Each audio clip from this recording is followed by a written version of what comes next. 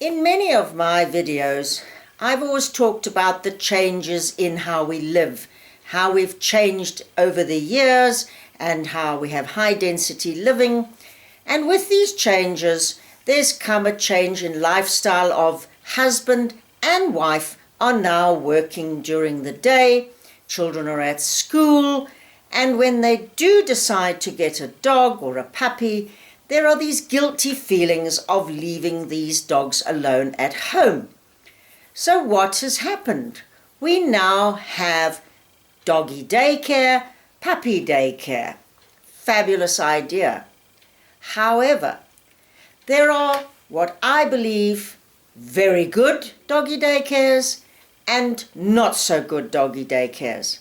And it really is up to you as the owner of this dog or this puppy to do your homework and find out what is involved at these doggy daycare places. I want to give you an example. Recently, I was at an area, a place with my dog. I was going there for a reason, but this place also had a doggy daycare center. When I arrived, there was a lot of noise. Okay, a lot of dogs, it's going to be a lot of noise.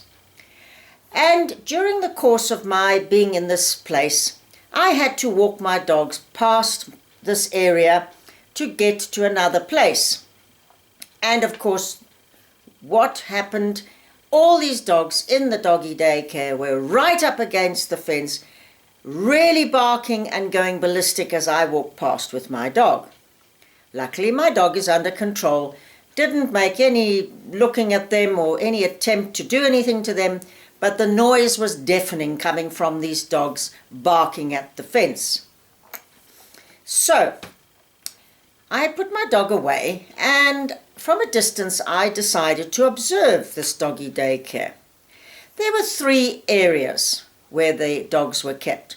There was one area where obviously the adult dogs were, big dogs, all mixed breeds, they were there.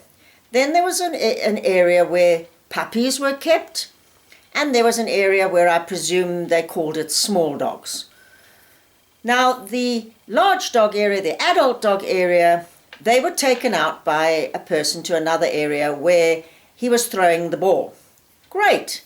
But there were problems occurring between one dog trying to get the ball, the other one wanting it, and we had a little bit of a hana-hana going on there.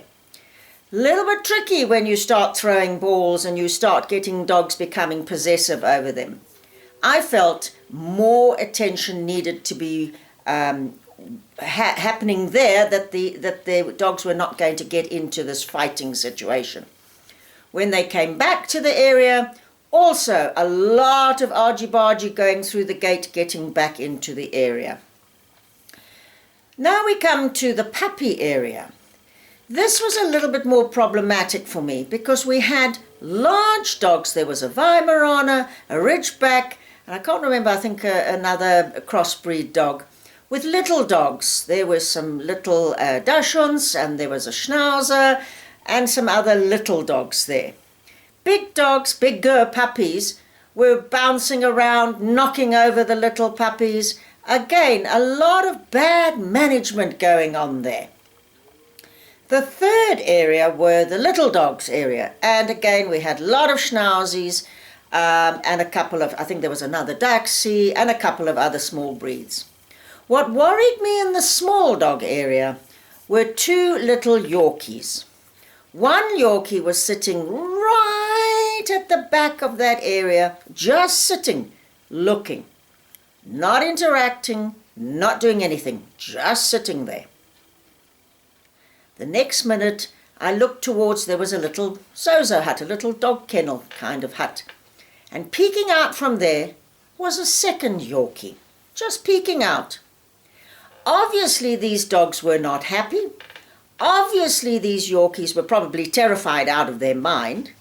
Yet they were there for doggy daycare, socialization. I felt very sorry for these dogs. The other thing that I noticed about these little Yorkies, both of them had on a little jacket, a warm jacket. It was a hot day. There was no need for these dogs to have a jacket on. They were probably roasting as well with these jackets. I did sort of say to the person in charge, you know, those dogs could be quite hot. They just shrugged their shoulders.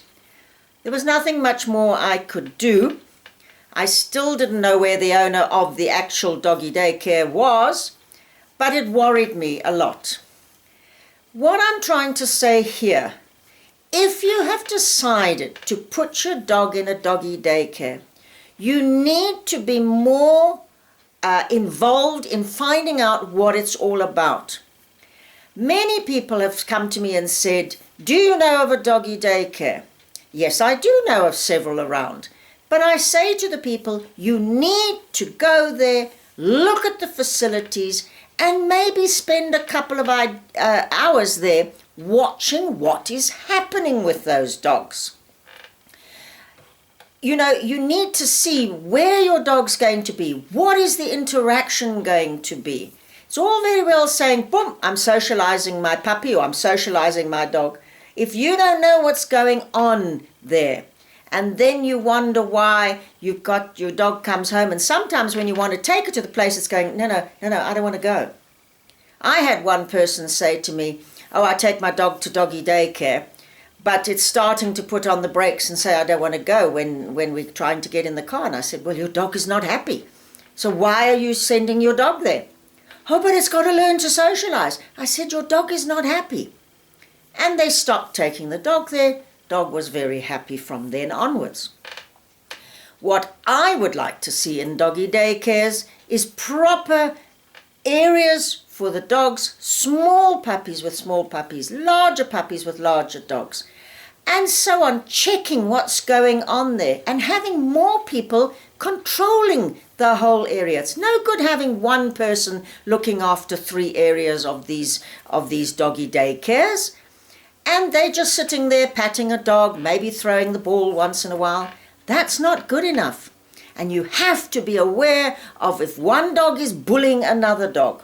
That is also not fair. What are you doing to that poor dog, making it terrified of going there or being bullied by other dogs? If it was a good doggy daycare, I think they should have cameras up. And then every owner should be able to log into those cameras to see what's happening with their dog during the day. Or another thing is, as an owner, you should be able to just pop around one time and walk in and see what is happening at this doggy daycare. Just because you're putting your dog there and it's going to socialize all day doesn't mean that it's having a good time. There are also people, unfortunately, well, in this day and age, we have to be aware of it, of the price of doggy daycare.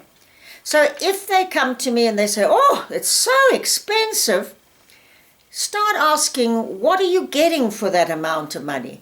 And just because it's expensive doesn't mean that it's going to be outstanding. Probably it is. Getting more attention, more people around, fabulous. But a cheap one, start looking and thinking, why is it that cheap? What are they skimping on?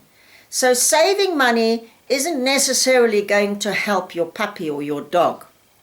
There's all these things to consider.